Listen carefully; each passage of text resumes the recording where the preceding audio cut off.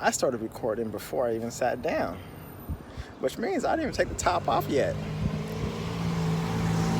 But there was a reason. So I already had my subject lined up. Well, 2 subjects lined up that could have went either way. Bottom line, I know what I want to discuss. As I was walking out, my neighbor just parked his car, and we had a small moment, brief conversation. And sorry for the the extraness of trying to get this around my neck. I'm not gonna lose another set of car keys on this corner. Some people know what I'm talking about on that one. So long story short, dude, I just had a conversation with my neighbor. He's lived next to me, like literally next to me, for several years now. Today is the first day I learned his name and he just learned mine. I have helped this guy with work on cars and just helped him at, like, in general. He's helped me in general.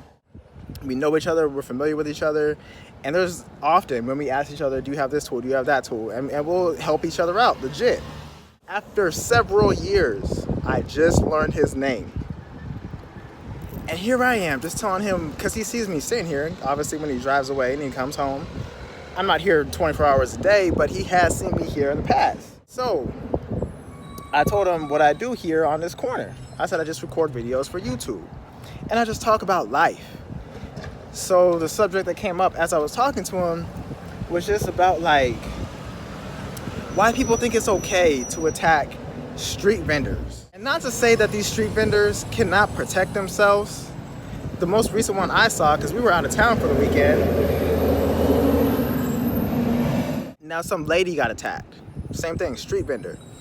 So, and especially the fact that it's a lady, and I don't care if another lady attacked her.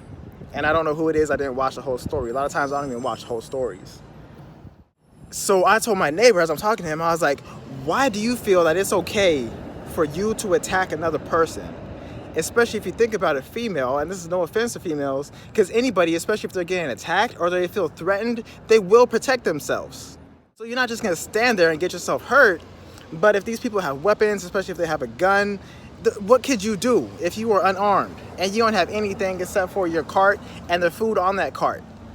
I mean, what can you do to protect yourself in reality, in a realistic situation, especially if there's 3 or 4 people and you're just by yourself, besides try to swing and try to block and try to guard and do whatever you could do? What makes you think it's okay to hurt somebody like that? Because I said, I'm sitting right here all the time. You come talk to me. You come try to do something to me and you see what happens. But nah, when you see somebody like me, it's slightly different. You might think twice about trying to approach somebody like that. Number one, because I'm black. I'm probably strapped right now. Probably got a 9mm right here on my hip. Right? You want to find out? Number 2, because I'm swole. Yes, I work out. And yes, I'm confident in myself that I'm bigger than your average American my size. And if I find somebody bigger than me, I'm up for the challenge because I don't give a damn who you are. I'm not afraid anymore. I was afraid. I used to walk to school. Desert folks, DSMS. When I passed Hacienda, before Ironwood. That was the area I did not like to walk down. I got to school, made it home safe every day, thank God. And it wasn't even dangerous. It's a naive, young, adolescent mind that doesn't know, doesn't understand. All he knows is he's supposed to go to school, and he didn't have 2 parents that were around, because mom's was one busting her booty to make sure we had a house to go to and food on the table, so she wasn't home to take me to school and pick me up. Pops wasn't around, period. So my only option, since there was no transportation, was to walk. And yes, so you guys know, for the record, I was afraid to walk to school. Those guys, if you put on a scale of 1 to 10, how much of a threat were they to me? Technically, it could have been a 1. But I didn't know this. Because when you watch Boys in the Hood, and when you grow up listening to, did she just pee in... Split, transition.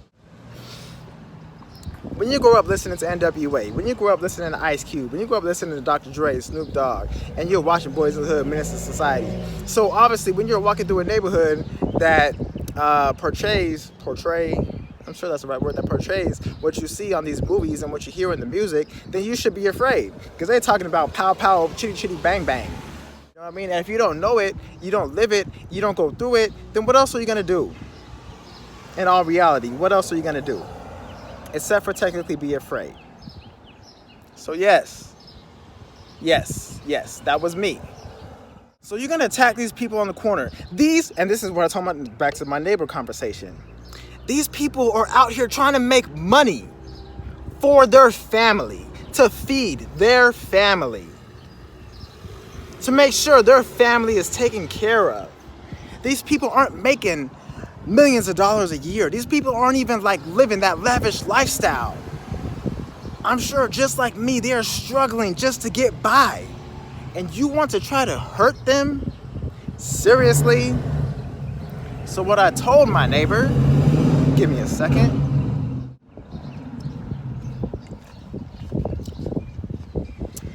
Today's therapy session is brought to you by Core Water. This is not Core Water. I have a simple water filter hooked up to my kitchen sink to have purified water that I drink. I mix lemonade with a berry pomegranate crystal light type drink. I added my glutamine and my BCAA powder, both unflavored, with an addition to probably a double shot of vodka, just so you know. So you think it's okay to hurt these people on the corner that are trying to feed their family? What if I hurt your family member? Or better yet, what if I hurt you? Now you're the one on the news, admitted to the hospital, getting treated for injuries, severe.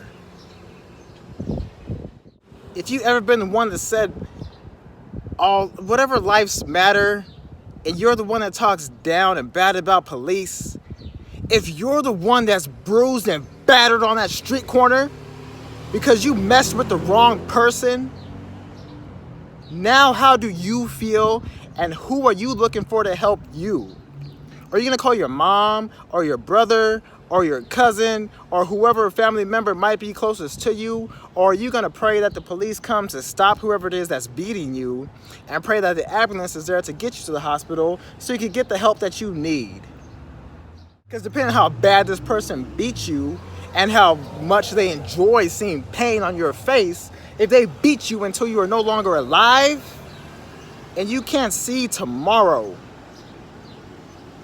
they're not going to ask you as they are beating you down, hey, are you married? Hey, do you have kids? Hey, what do you do for a living?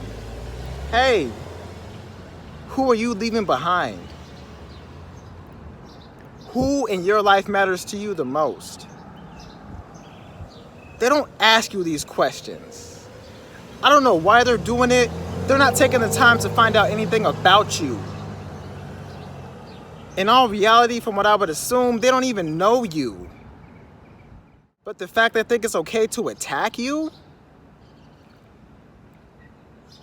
So if something were to happen to those people that have that mental mind state, and they were getting beat down on the corner, and no one's taking the time to talk to them and find out what they're about, who they care about, who they're gonna leave behind, all they care about is inflicting some sort of pain. Now what do?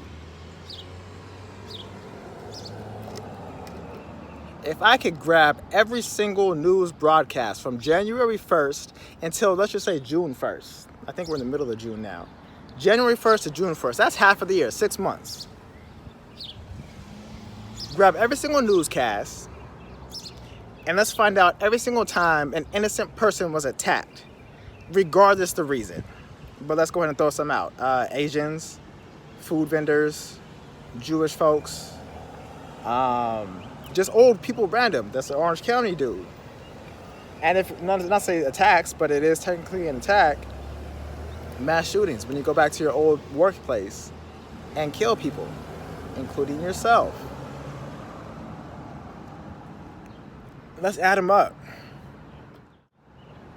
After you add it up and look at it, let's reflect on it. Let's think about life. Let's think about the last time you felt pain.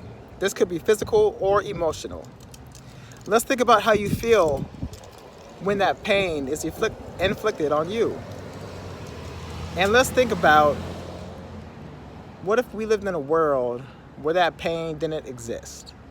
Let's be realistic as well. You stub a toe, it's gonna hurt. You bite a tongue, it's gonna hurt. You bump into something because it's just dark and you can't see. Am I dark or is my phone? Here I am checking myself out to make sure that I look good in this video when I'm sitting here getting all serious and emotional, right? Yeah, that's me.